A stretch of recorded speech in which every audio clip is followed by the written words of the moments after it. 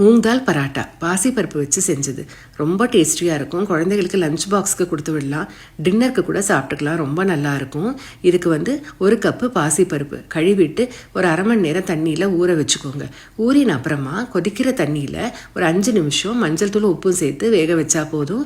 கையால் அழுத்தினா உடையணும், அவ்வளோ வெந்தால் போதும். ஸ்ட்ரெயினரில் தண்ணி வடி வச்சு ஆற வச்சுக்கோங்க.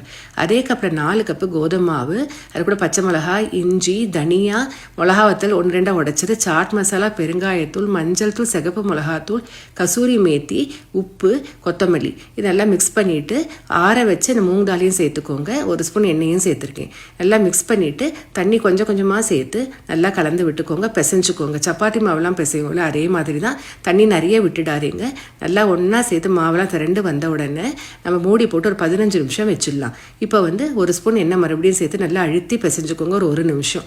இப்போது தேவையான அளவு மாவு எடுத்துட்டு கொஞ்சம் ட்ரை மாவில் ஸ்ப்ரெட் பண்ணிவிட்டு நம்ம சப்பாத்திலாம் போடுவோம் இல்லையா அதே மாதிரி தான் ஸ்ப்ரெட் பண்ணிக்கோங்க. நீங்கள் வெளியில ரவுண்டாக கரெக்ட் ஷேப் வேணும்னா இந்த மாதிரி ஒரு தட்டில் கூட இப்படி கட் பண்ணி ஓரெல்லாம் க்ளீன் பண்ணிக்கலாம்.